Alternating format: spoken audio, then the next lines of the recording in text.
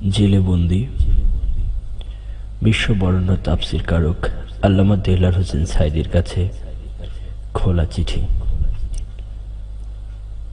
প্রিয় আল্লামা সাঈদী, কেমন আছো তুমি জানি না।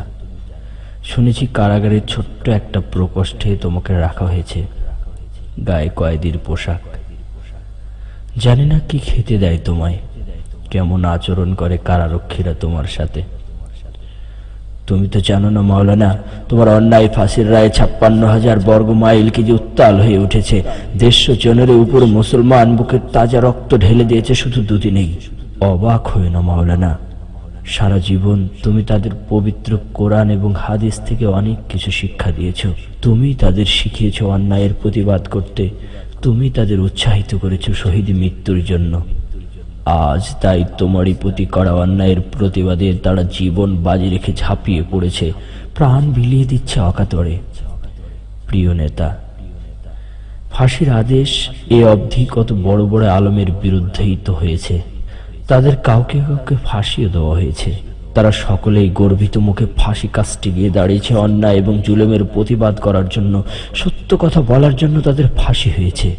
কিন্তু তোমাকে তো ফাঁসি দেওয়া হয়েছে জঘন্য এক মিথ্যা অপবাদের ভিত্তিতে, যার সাথে তোমার বিন্দুমাত্র যোগসূত্র নেই। আল্লামা সাঈদী, এই জন্য হয়তো তোমার মনটা ছোট হয়ে আছে, বুকের ভেতর অনেক চাপা অভিমান জমে আছে। দুঃখ করো না প্রিয় নেতা, বাংলার মানুষ একথা বিশ্বাস করেনি, করবেও না কখনো।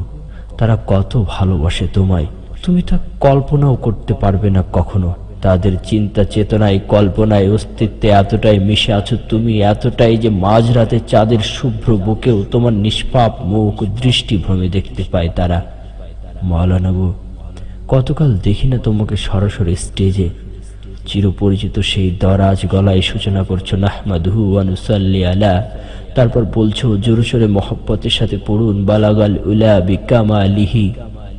জীবনে আর কি কোনোদিন দেখবো না স্টেজে তোমাকে? আর একটি বারের জন্য আল্লাহ কি তোমাকে জালিমে শাসকের ফাঁসির দড়ি থেকে বাঁচিয়ে আর একটি বারের জন্য আমাদের সামনে এনে হাজির করবে না? আল্লামা সাঈদী, কবে আসবে তুমি আবার ফিরে? তুমি কি আসবে না? আমরা কি পাবো না তোমাকে আগের রূপে? তুমি কি কোরআনের দাওয়াত নিয়ে আসবে না আর আমাদের কাছে? আমরা কি শুনবো না তোমার সেই সুমধুর কণ্ঠ? তুমি কি আমাদের ডাকবে না আর দিনের পথে? তোমার নেতৃত্বে আমরা কি আন্দোলন সংগ্রামে নামতে পারবো না আর? তুমি কি ফুরিয়ে গেছো? তুমি কি জালিমের কারাগার থেকে আর ফিরে আসবে না?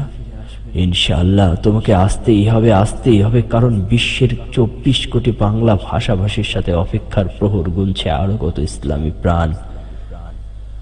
আমাদের জন্য দোয়া করো তুমি প্রিয় সাঈদী। আমরা আমাদের রক্তের শেষ বিন্দু দিয়ে হলেও তোমাকে ফাঁসির দড়ি থেকে বাঁচাতে চেষ্টা করব ইনশাআল্লাহ। আমরা তোমাকে মহান রব্বুল আলামিনের কুদরতি হাতে সোপর্দ করেছি। তুমি ভালো থেকো প্রিয় নেতা, ভালো থেকো। ইতি তোমারই ভক্ত গুণমুগ্ধ বাংলার ১৬ কোটি জনতা।